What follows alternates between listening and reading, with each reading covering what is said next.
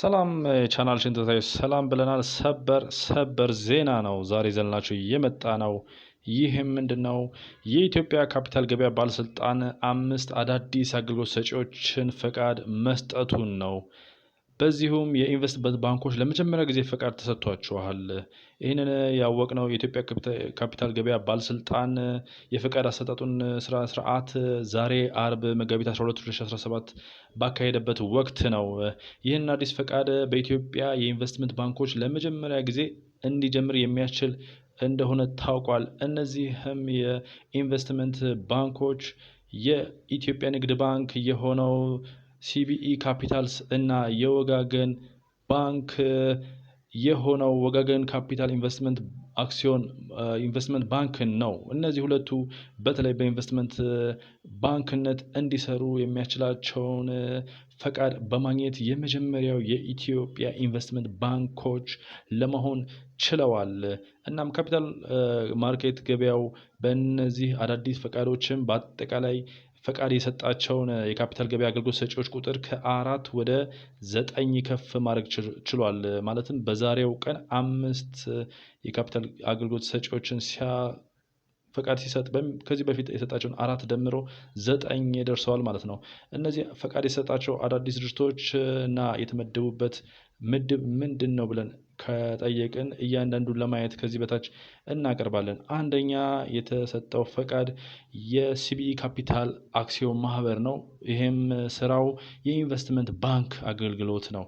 ሁለተኛ ፈቃድ የተሰጠው ወጋገን ካፒታል ኢንቨስትመንት ባንክ አክሲዮን ማህበር ነው። ይህም የኢንቨስትመንት ባንክ አገልግሎት የሚሰጥ ነው። እነዚህ ሁለቱ ናቸው ኢንቨስትመንት ባንክነትን ፈቃድ ለመጀመሪያ ጊዜ በሀገራችን ታሪክ ያገኙት ማለት ነው። በመቀጠል በሶስተኛ ፈቃድ የተሰጠው ኢትዮ ፊደሊቲ ሴኩሪቲስ አክሲዮን ማህበር ይባላል። አገልግሎቱም የሰነደ መዋለ ንዋይ ወይንም የሴኩሪቲ አከናዋኝ እንደሆነ ነው የተጠቀለጸው። በአራተኝነት ደግሞ የተገለጸው ኤችቲኤስ ኢንቨስትመንት አድቫይዘሪ ሰርቪስ ኃላፊነቱ የተወሰነ የግል ማህበር ነው። ይህም በሰነደ መዋለ ንዋይ ኢንቨስትመንት አማካሪ ሆኖ ነው የተፈቀደለት።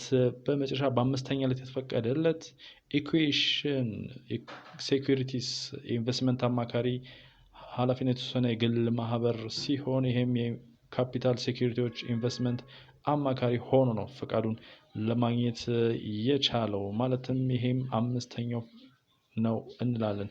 እናም ከዚህ ቀደም የካፒታል ገበያ 4 ፈቃድ ባላቸው አገልግሎት ሰጪዎች ብቻ የተወሰነ ሲሆን ሁሉም ኢንቨስትመንት አማካሪዎች ነበሩ።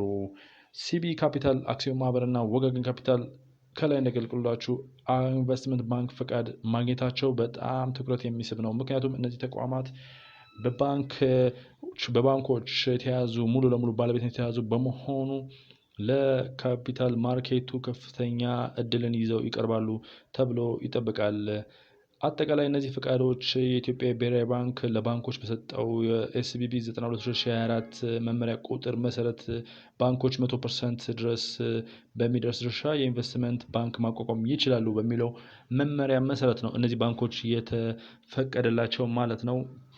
ስለዚህም ይህንን ዜና ለዛሬ ይዘንላችሁ ቀርበናል።